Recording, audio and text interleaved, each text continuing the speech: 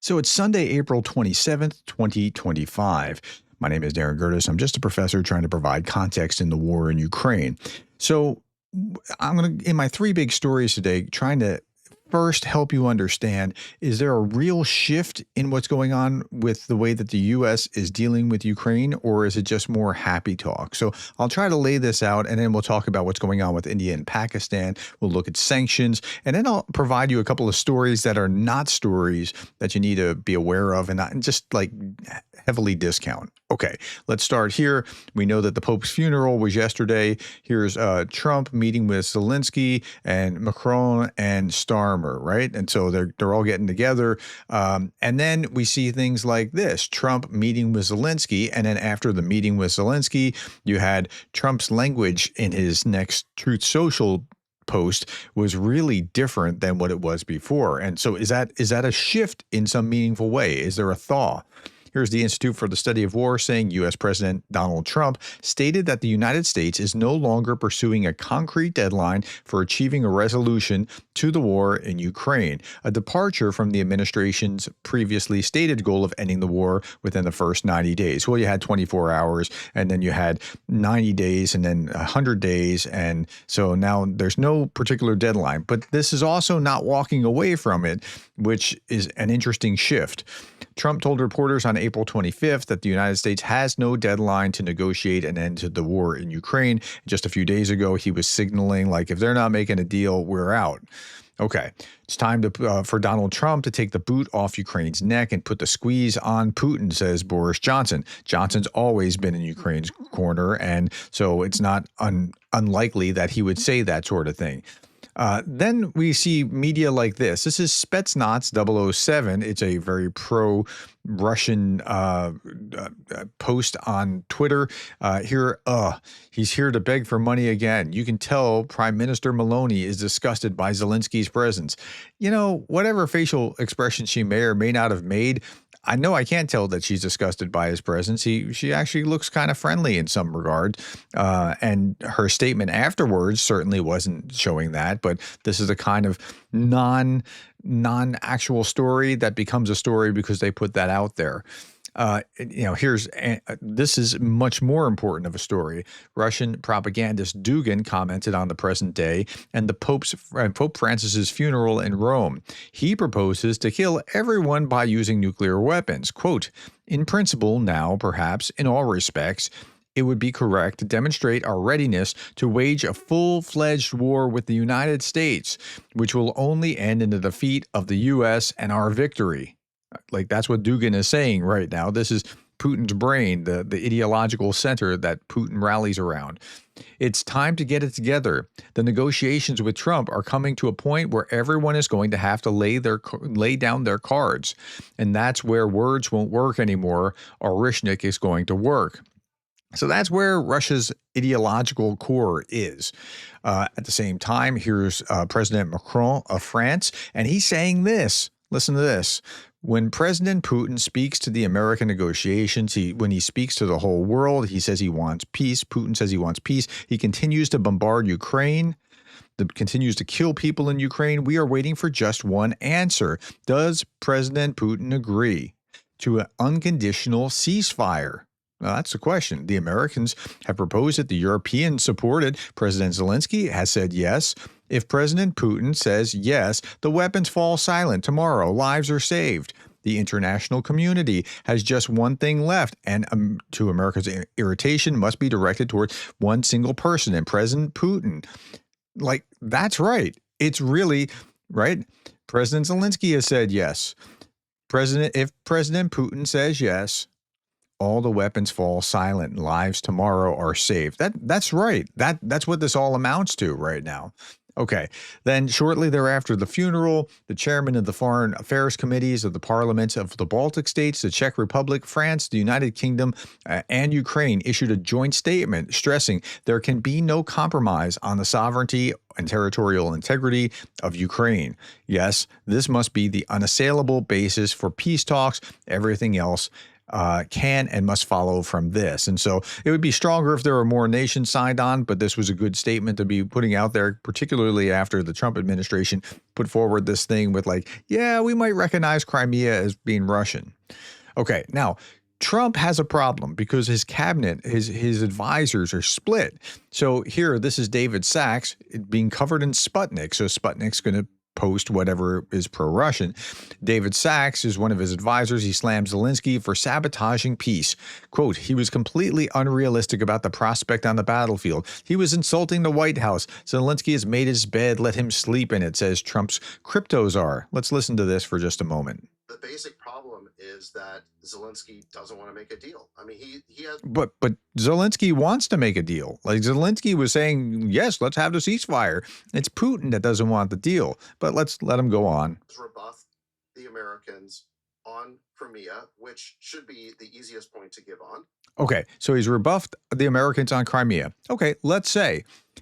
But the Russians have rebuffed America on the other 4 territories and Crimea. Like, so be fair.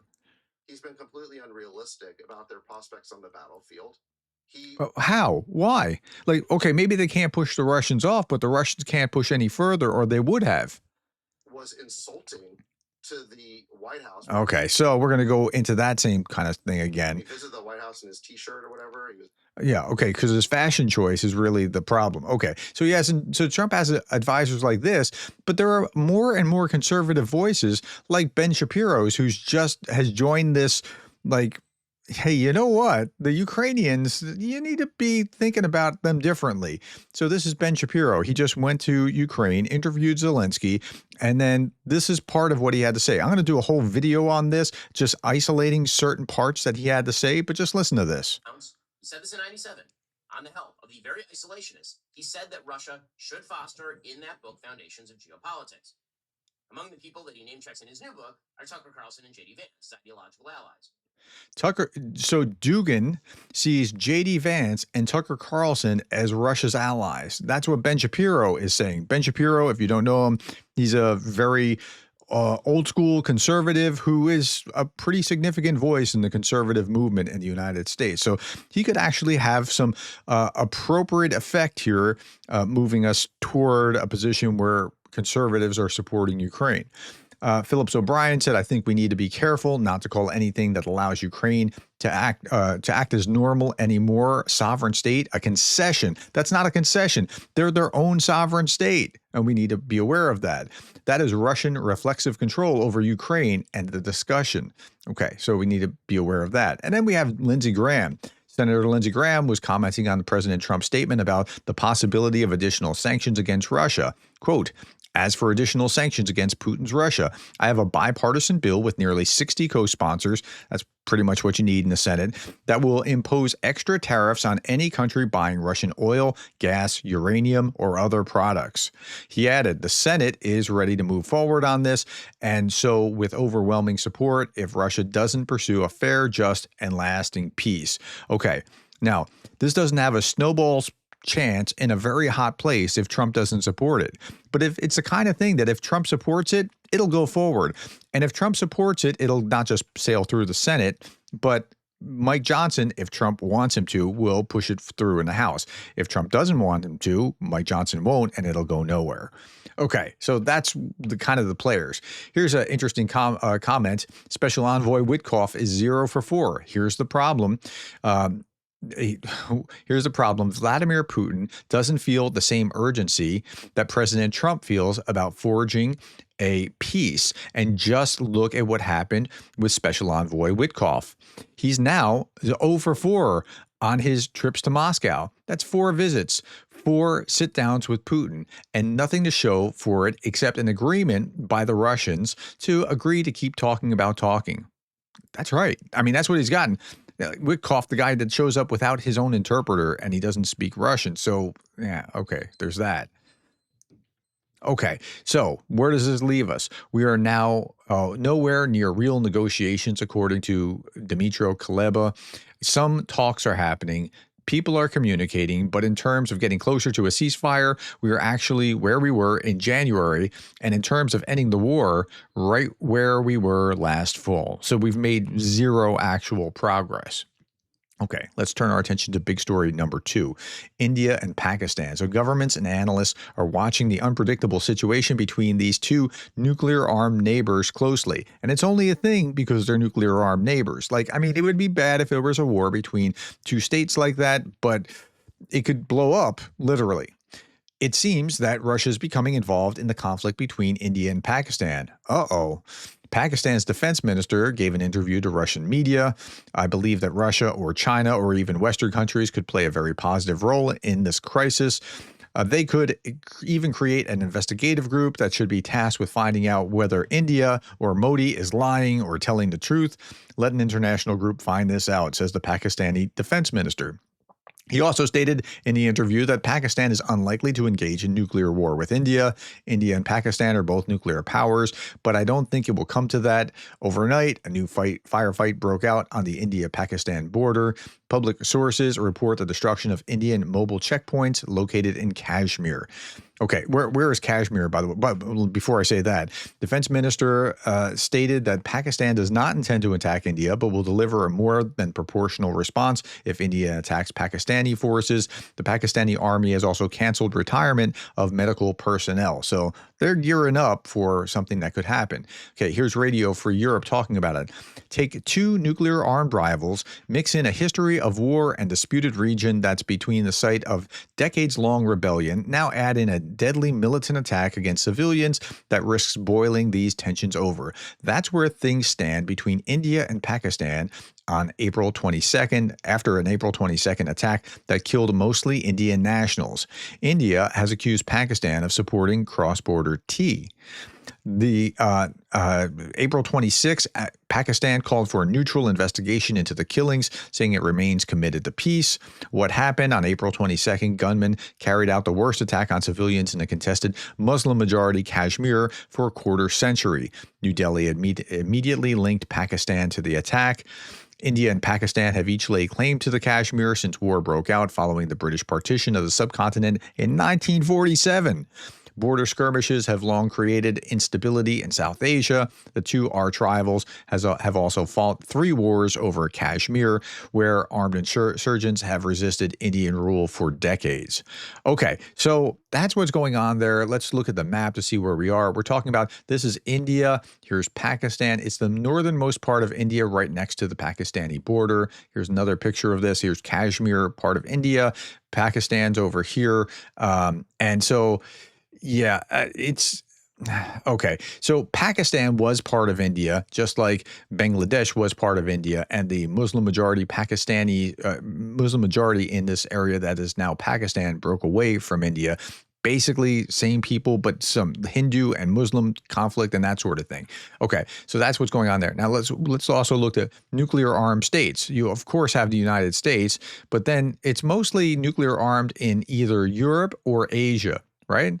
And the green is what was formerly nuclear armed. That's like Ukraine. And yeah, here's India and Pakistan. And yeah, things could pop off there, and we don't want that to happen. Now, I was talking about sanctions earlier a little bit. And so Putin wants you to believe Western sanctions don't work. No, the U.S., UK, and EU in early 2025 sanctioned many Shadow Fleet tankers. Ships hit by U.S. sanctions saw activity fall by 85%.